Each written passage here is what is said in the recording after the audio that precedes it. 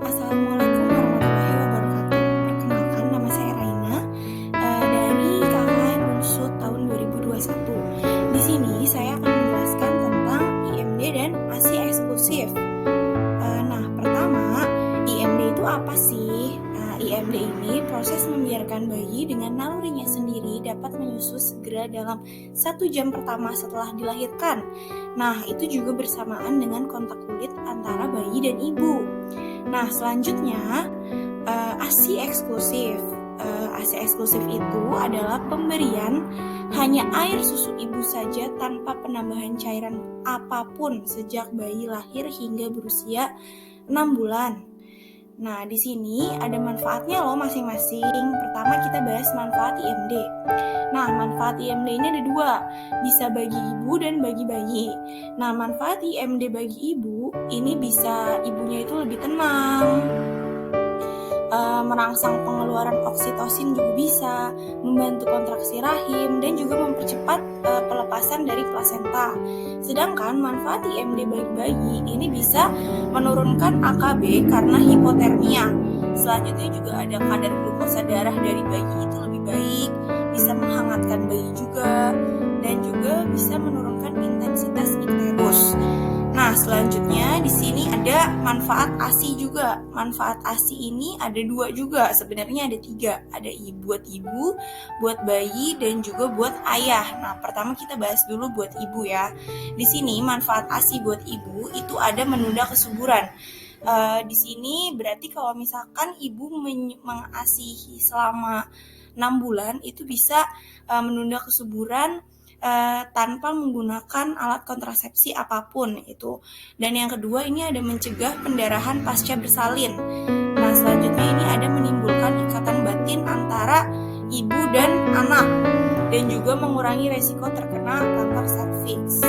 Nah, selanjutnya manfaat ASI pada bayi ini merupakan sumber zat gizi dan energi yang lengkap buat bayi. Jadi nggak usah takut kalau misalkan cuma minum ASI doang, karena itu sebenarnya udah cukup untuk bayi 6 bulan pertama. Selanjutnya ada perlindungan optimal berbagai penyakit buat bayi. Jadi bayi tidak rentan mengalami penyakit gitu. Selanjutnya ada meningkatkan kecerdasan, dan selanjutnya juga ada mengandung zat imunitas bagi bayi. Dan ini juga ada manfaat ASI bagi ayah.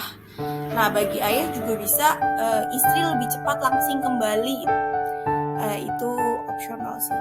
Lebih ekonomis atau lebih murah juga kan gratis ya. Sama menghemat biaya pengobatan. Jadi nggak usah mengeluarkan uang lebih banyak. Selanjutnya ini ada tahapan IMD. Ini pada 1 jam keajaiban inisiasi menyusui dini. Pertama dari bayi menangis, kemudian bayi berelaksasi, kemudian bayi terjaga, bayi aktif, bayi beristirahat, bayi merungkuk. Terus ini sampai ada 9 sampai bayi tertidur. Kemudian di sini juga ada komposisi ASI. Nah, di sini komposisi ASI itu bagus-bagus semua. Jadinya emang wajib dikasih kepada bayi selama 6 bulan pertama, dan itu eksklusif. Di sini ada kolostrum. Kolostrum ini cairan yang keluar di hari pertama sampai hari ketiga kelahiran. Berwarna kekuningan kental, mengandung zat gizi dan antibodi yang lebih tinggi, serta kandungan gizinya itu ada protein 8,5%, lemak 2,5%, karbohidrat 3,5%, garam dan mineral 0,4%, dan air 85,1%. Nah, kemudian setelah kolostrum ada ASI transisi. ASI transisi ini keluar di hari ke-4 sampai hari ke-10 setelah kelahiran. Nah, di sini kadar proteinnya semakin rendah, sedangkan kadar lemak, karbohidratnya semakin tinggi, dan volumenya juga meningkat. Jadi lebih banyak yang keluar. Dan selanjutnya ini ada ASI matur. ASI matur ini keluar di hari ke-10 sampai seterusnya, sampai ASI itu selesai keluar. Nah, di sini kadar karbohidrat ASI ini relatif stabil. Komponen laktosa atau karbohidrat adalah kandungan utama dalam ASI sebagai sumber energi untuk otak bayi. Nah, di sini ada tanda ASI cukup. Jadi jangan merasa takut kalau bayi itu tidak merasa cukup, karena sebenarnya ASI itu selama 6 bulan itu udah pasti cukup. Di sini ada tanda-tandanya. Ada 6 tanda-tanda. Pertama, ada bayi tampak puas setelah menyusu, ada dapat tidur dengan nyenyak, penurunan berat badan faal setelah lahir kurang dari 7% BB waktu lahir.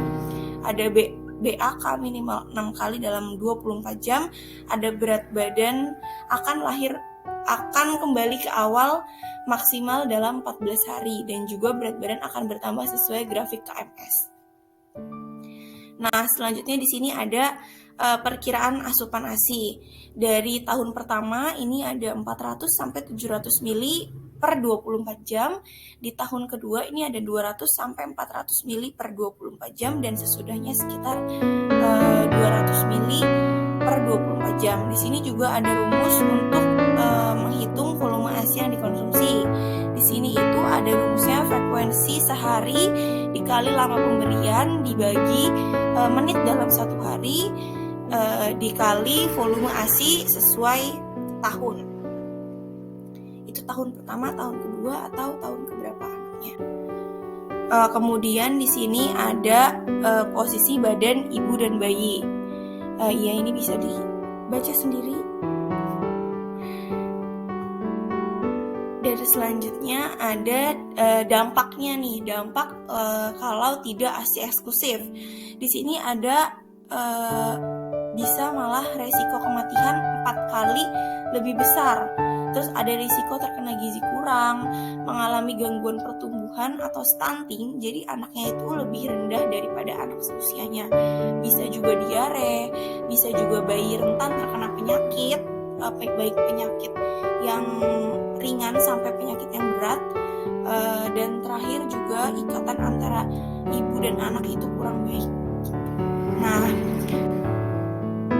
sekian penjelasan dari saya, kurang lebihnya mohon maaf. Semoga informasi ini dapat membantu dan menambah informasi dari kalian semua. Terima kasih, sampai jumpa. Wassalamualaikum warahmatullahi wabarakatuh.